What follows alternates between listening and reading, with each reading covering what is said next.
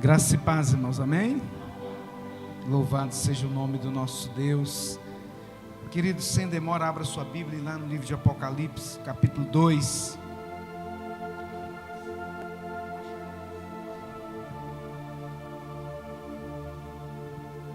Apocalipse, capítulo 2, versículo 8.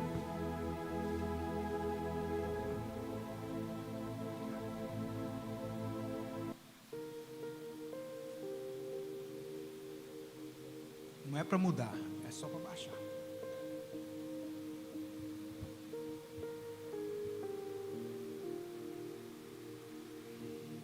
Apocalipse 2, versículo 8.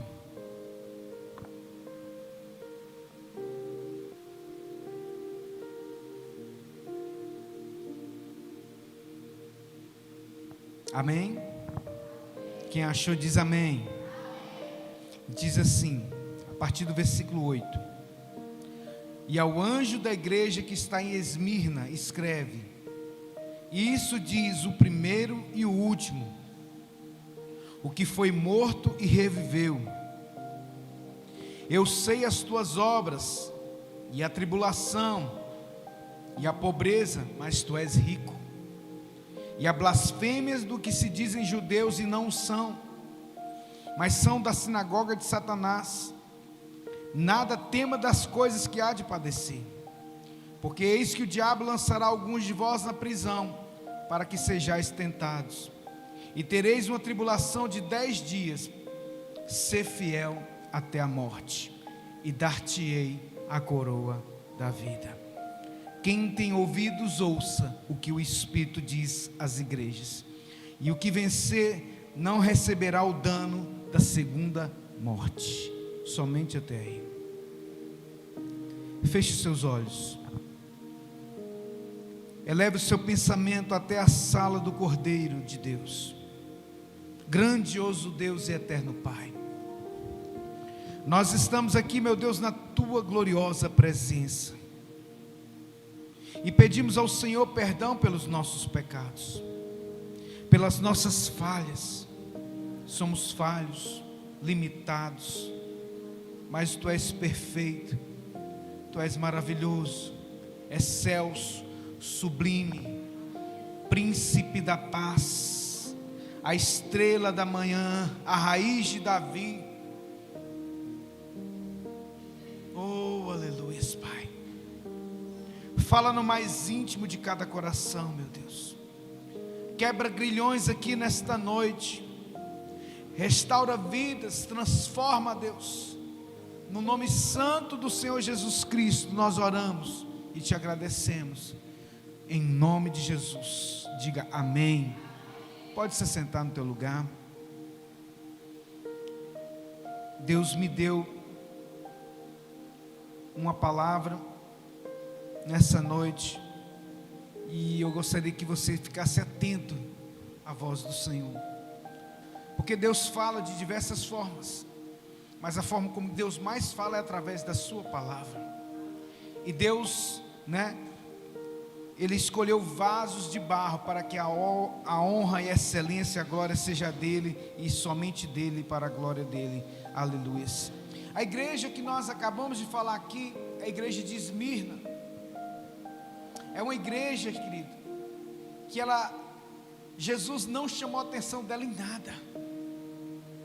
Se você pegar capítulo 2 e 3 de Apocalipse, você vai ver Jesus falando às 7 igrejas da Ásia. E ele enviou através do profeta e apóstolo João uma carta para cada uma das igrejas. Mas a igreja de Esmirna, ela tinha uma peculiaridade, ela tinha uma particularidade. Jesus não chamou a atenção dela em nada. Mas era uma igreja que estava passando por tribulação. Era uma igreja que era pobre aos olhos humanos.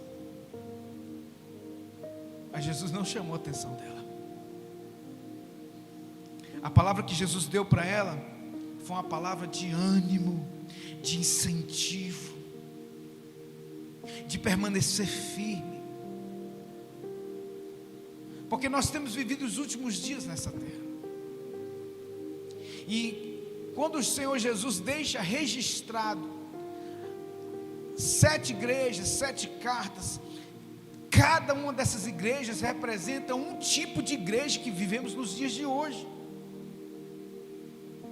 Laodiceia, que era uma igreja morna, que Jesus vomitaria aqueles que estão mornos, aqueles que ficam em cima do muro, disse Jesus, porque não és quente nem frio, eu vou vomitar-te-ei, você será lançado fora. Mas a igreja de Esmirna, ela não recebe nenhuma repreensão, não há correção, não há uma advertência de pecado, há apenas reconhecimento, encorajamento e promessa. Louvado seja Deus. E isso nos ensina algo muito profundo. É possível agradarmos a Deus mesmo em meio à dor. É possível agradar a Deus mesmo estando passando dificuldades financeiras. É possível ser aprovado por Deus mesmo quando tudo parece que está dando errado aqui nessa terra. Esmirna era uma igreja pressionada, perseguida, empobrecida, mas espiritualmente era rica e aprovada por Deus. Aleluias. Esse é o modelo que o Senhor tem para mim e para você. E então Jesus se apresenta para Esmirna como aquele que venceu a morte. Aleluias.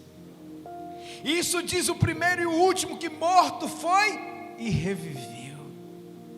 Então Jesus diz para Esmirna assim: olha Esmirna, eu morri, eu passei tribulação, eu passei prova, mas eu estou vivo, eu revivi, eu ressuscitei. Aleluias. Jesus começa lembrando Ele que é, eu sou o alfa e o ômega, o princípio e o fim. Eu sei o que vocês estão passando, eu não me esqueci de vocês, eu não esqueci da sua prova, eu não esqueci da sua tribulação, porque também passei. Jesus também passou por muitas lutas, mesmo sendo Deus. E Ele disse: eu venci a morte. Aleluias. E eu quero dizer para você que a morte não tem a palavra final sobre as nossas vidas. Amém? Porque Ele ressuscitou, Ele nos deu o direito também de um dia, por mais que esse corpo mortal venha, né, se desfazer, como disse o apóstolo Paulo em 2 Coríntios capítulo 5, aquele que morreu, Ele nos deu a garantia que um dia isso vai se revestir também da incorruptibilidade. Um edifício melhor e maior está sendo preparado para nós lá na glória. Aleluia. Essa é a nossa esperança. Isaías 44, versículo 6. Eu sou o primeiro e eu sou o último, e fora de mim não há Deus. Aleluias. Glória a Deus. João 16, versículo 33. Eu sou o primeiro, aliás, no mundo tereis aflições, mas tem de bom ânimo, porque eu venci o mundo. Vocês também vão vencer o mundo.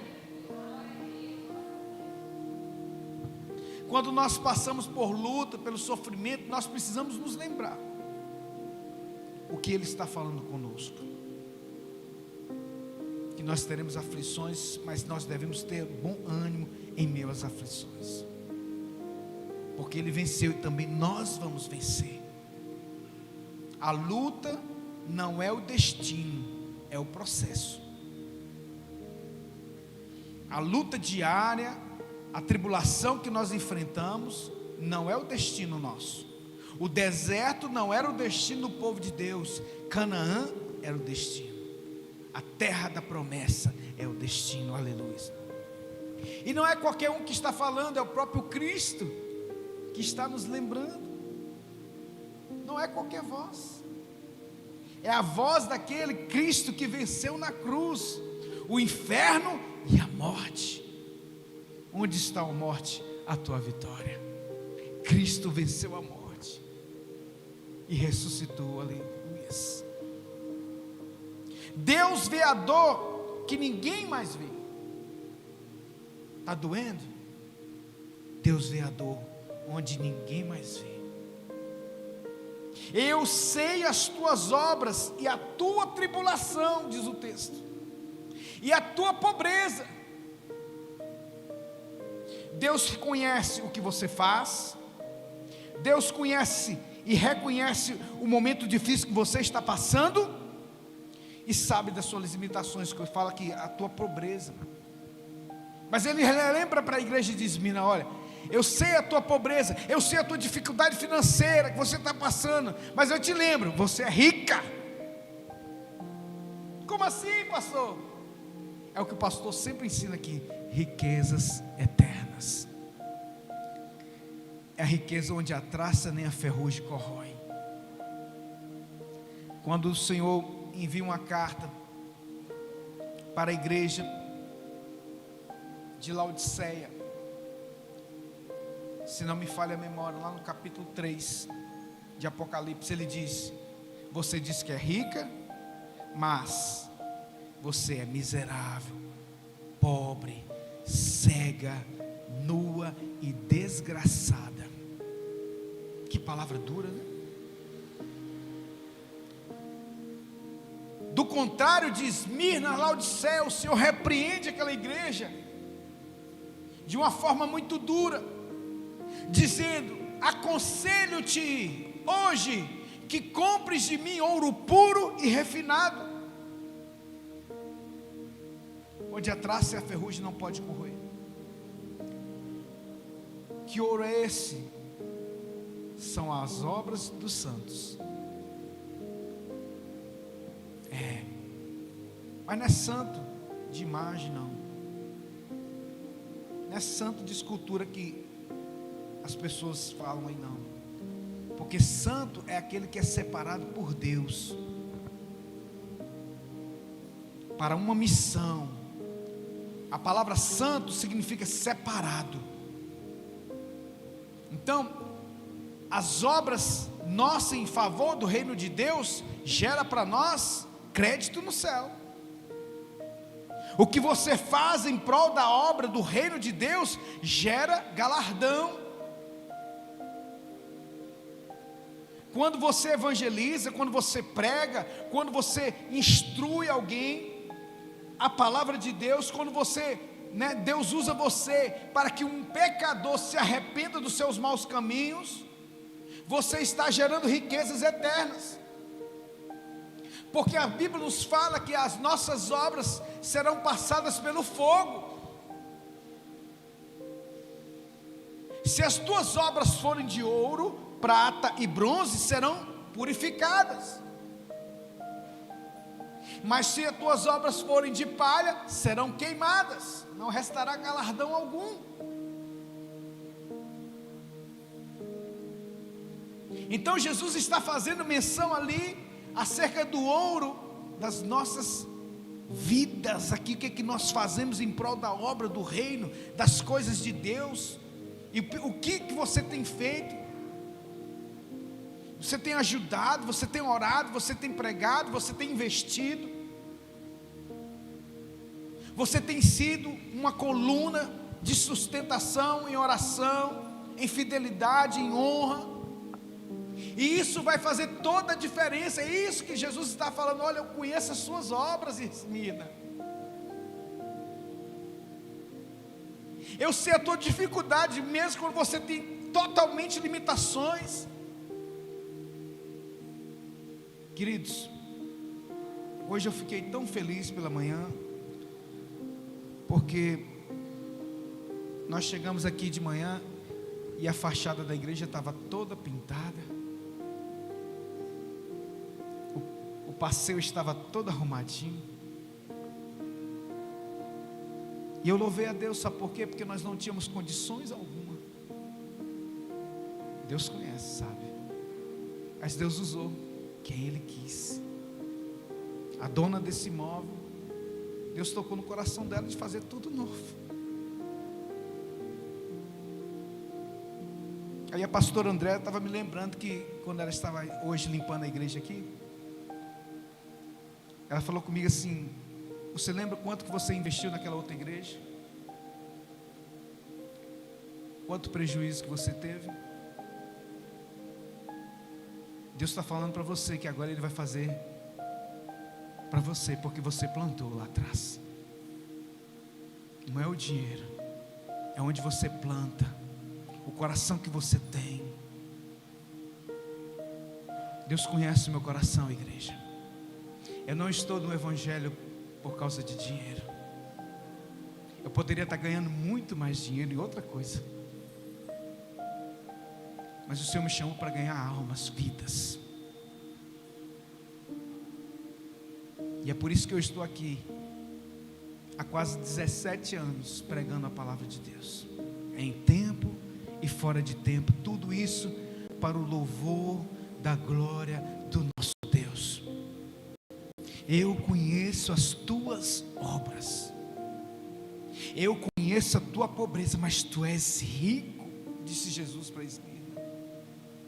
Eu conheço a tua tribulação, eu conheço o que você está passando. Deus não ignora a dor da igreja, Deus não ignora a sua tribulação, Deus não ignora isso. Quando diz eu sei, isso significa o quê? Eu vejo, eu acompanho, eu me importo. Esmirna era pobre materialmente, pois Jesus diz: tu és rica. Você imagina Deus virar para você e falar assim: não, você é rico. Por que Jesus estava falando isso? Olha, você não tem noção o que eu tenho preparado para você, o teu galardão, as honras, a nobreza. Querido, a Bíblia diz que lá no céu nós vamos ter um novo nome, que só o próprio Deus sabe. Vai ter uma coroa de glória, de honra. Vamos ser recebidos com toda a nobreza. Então Jesus, quando vira para Esmirna e vê aquela igreja sofrida, pobre materialmente, Ele não está vendo com os olhos humanos, Ele está vendo lá no final, porque o final é melhor do que o início das coisas. O fim, que é a morte nessa vida, para nós não é o final, é o início de tudo. Amém? Aleluia. 2 Coríntios capítulo 6, versículo 10. Como pobres, mas enriquecendo a muitos, como nada tendo e possuindo tudo. Como pobres, enriquecendo a muitos, como nada tendo e possuindo tudo. Que maravilha. Esse é o evangelho, querido. O verdadeiro e genuíno evangelho. Paulo, meu Deus, Paulo era aparentemente o mais pobre dos apóstolos, o que mais sofreu financeiramente também. Ele descreve isso em suas cartas, porque a igreja gentílica era uma igreja difícil de ajudar.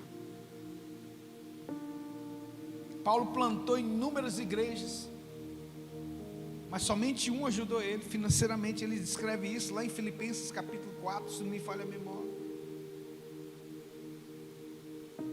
Fizeste bem, ó Filipenses, quando vocês se lembraram de mim nas minhas lutas e tribulações, e quando vocês mandaram oferta suave. Eu quero dizer para vocês que o Senhor recebeu essa oferta como um incenso precioso diante das suas narinas. E eu vos digo mais: não que eu busque isso, não que eu busque dádivas, não que eu busque presentes, não que eu busque isso, mas vocês fizeram bem em ser participantes das minhas tribulações. E aí aquele versículo que a gente ama diz assim: então o meu Deus, segundo as suas riquezas e glória, suprirá em Cristo Jesus cada uma das suas necessidades. Que tremendo, igreja, que tremendo. Tiago capítulo 2 versículo 5, porventura Deus não escolheu aos pobres deste mundo para serem ricos na fé? O lugar onde tem mais fé é na simplicidade, onde as pessoas com menos condições financeiras é onde que mais manifesta a glória. Vai lá na África, aleijado anda, paralítico anda. As cruzadas missionárias lá é milagre, uma atrás do outro. O culto lá dura 8 horas. O povo não tem nada material, vão sem chinelo, descalço, e fica 8 horas adorando a Deus. E aí quando chega alguém de cadeira de roda, volta andando, carregando a cadeira de roda. Onde abundou o pecado, superabundou a graça. Louvado seja Deus. O céu, escute isso e anote isso. O céu, ele não mede a riqueza da forma como a terra mede. Isso é claro aqui em Apocalipse 2 e 3, quando Jesus faz a comparação de Esmirna, que era pobre, mas era rica. E faz também a comparação da igreja que era rica materialmente. Você disse que é rica, que você tem tudo.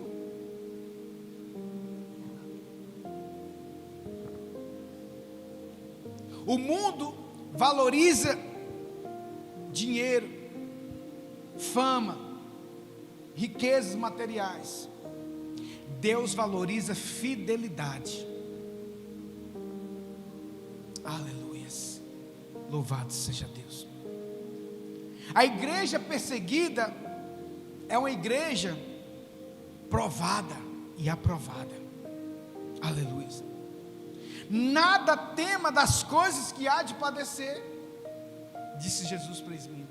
Nada tema das coisas que há de padecer. Jesus não prometeu o livramento ali da tribulação. Vocês vão passar 10 dias. Olha que tremendo. Jesus não prometeu que ia livrar eles daqueles 10 dias. E o que eu aprendo com isso? Que vai ter dias que nós vamos passar pela tribulação mesmo, mas que nós não devemos esmurecer.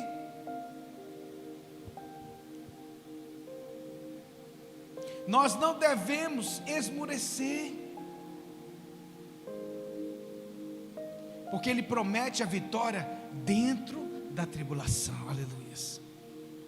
O diabo lançará alguns de vós na prisão, disse Jesus. Imagina, se o Senhor levanta um profeta aqui e fala assim: ó, Deus vai colocar você na cadeia, aí você está repreendido, demônio. Mas foi isso que Jesus falou para a igreja de Esmirna. Uma igreja fiel, uma igreja que já era pobre,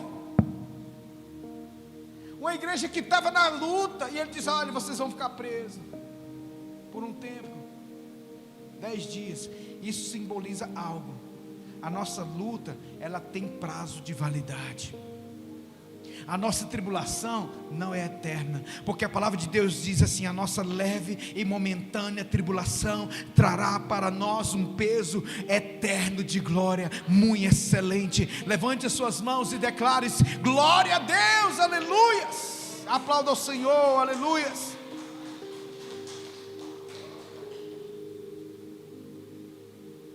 E aqui nós temos realmente algo, uma revelação tremenda. Existe batalha espiritual, sim, é real. O sofrimento da igreja não é apenas natural, não, é espiritual. 1 Pedro capítulo 4, versículo 12, diz assim: amados, não estranheis a ardente prova. Não estranheis a ardente prova, mas alegrai-vos no fato de serdes participantes das aflições de Cristo. O que Pedro está falando para mim e para você? Não estranheis quando você entrar na prova. Meu Deus, se eu for falar aqui para você quanta prova que eu já passei depois que eu comecei a pastorear a igreja Nova Aliança. Antes eu tinha minhas provas pessoais, que é normal, não vou falar normal, né? Mas que é comum do povo de Deus. Mas quando você está à frente de uma obra, não é brincadeira. Principalmente quando você não negocia os princípios. Principalmente quando você prega a verdade, que muitos não querem ouvir. Principalmente quando você está disposto a não se vender pelas coisas do reino. Muitas vezes você vai ficar passando muitas lutas por ser fiel ao Senhor. Efésios 6,12, porque não temos que lutar contra a carne ou sangue, mas é contra os principados e potestades que atuam nas regiões celestiais. Então a nossa luta não é contra a carne nem sangue. Então, o que eu aprendo? Nem toda luta é castigo não, irmão. É prova. Muitas vezes, na verdade, é a confirmação que você está no caminho certo. Quando está tudo na bênção, mas quando você está nadando contra a maré, quando você está lutando a luta de Deus e tem permanecido firme, é porque o Senhor tem te sustentado, o Senhor tem te aprovado, e o Senhor vai te dar vitória em nome de Jesus. A prova, como eu falei aqui, ela tem um prazo de validade, ela tem um limite. Tereis uma tribulação de 10 dias, isso é simbólico, mas revela algo poderoso. A prova, ela tem um prazo de validade, e o sofrimento não é eterno. Salmo capítulo 30, versículo 5, o choro pode durar uma noite, mas a alegria vem pela manhã, louvado seja Deus. Como eu disse, 2 Coríntios capítulo 4, versículo 17, porque a nossa leve e momentânea tribulação produz para nós um peso eterno de glória, aleluias. Deus está falando para mim e para você: eu controlo o tempo da sua dor, eu controlo, eu disse que eu tenho um prazo de validade para a sua prova. Até Jesus passou pela prova, irmão. Mateus capítulo 4. E o Espírito levou Jesus ao deserto para ser tentado. Quem levou Jesus para o deserto? O Espírito Santo. Não foi o diabo, foi o Espírito. Era necessário ele passar por aquela provação de 40 dias e 40 noites, sem comer, sem beber. E o diabo, ó, só buzinando na cabeça dele.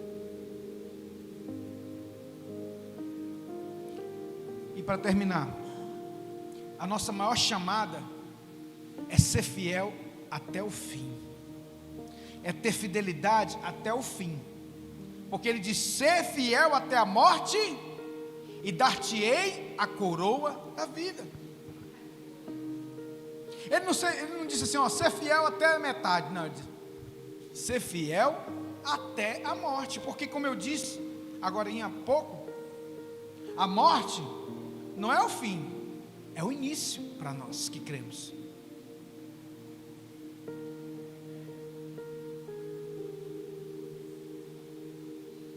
Não é apenas sobre você viver nessa vida com conforto, porque é bom a gente ter conforto, é bom a gente ter as coisas boas. Quem não gosta, né, irmão?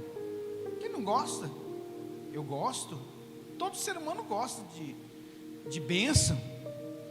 Ah, vou comer hoje num restaurante chique, vou poder me deliciar com as coisas boas dessa vida. Quem não quer? Onde está o erro nisso? Deus também tem prazer em nos abençoar, mas muitos de nós passamos por muitas lutas em relação a isso. Mas não é para desanimar, é para permanecer firme, porque o Senhor está vendo a nossa fidelidade. Mateus 24:13 diz: aquele que perseverar até o fim será salvo. 2 Timóteo capítulo 4, Paulo diz: combati o bom combate, acabei a carreira e guardei a fé. Aleluias. E a promessa de Deus é clara: a coroa da vida. Isso aponta para a vida eterna, isso aponta para uma recompensa celestial, uma honra diante de Deus. E aquele que vencer não verá o dano da segunda morte. O que é a segunda morte? É a condenação eterna. Ao que vencer não receberá o dano da segunda morte. Apocalipse 20:14. E esta é a segunda morte. A segunda morte, querido, é a separação eterna do homem com Deus. Mas Jesus disse que aquele que permanece fiel até o fim viverá eternamente com Ele. Louvado seja Deus. Fique de pé, vamos orar. Fique de pé no teu lugar.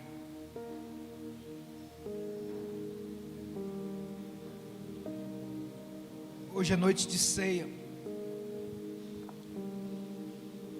e eu quero que você reflita sobre, André, você reflita sobre essa palavra que foi ministrada, e agradeça ao Senhor se você tem sido fiel a Deus, mesmo nas provas. Agradeça ao Senhor dizendo: Pai, muito obrigado, porque é o Senhor que tem me dado força. Você pode até estar sofrendo ainda, mas se você está no centro da vontade de Deus, querido, regozija-te. Você pode até ter dificuldade financeira aqui nessa terra, como Esmirna tinha, mas você é rico no céu. Você pode até ser perseguido, mas você está sendo aprovado pelo próprio Cristo. Aleluias.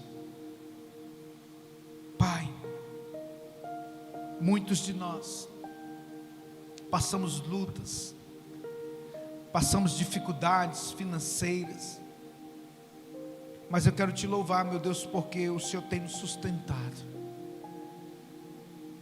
E assim como a igreja de Esmirna passou por tudo isso e ela permaneceu fiel, o Senhor tem visto também que muitos dos teus filhos têm permanecido fiel na tribulação.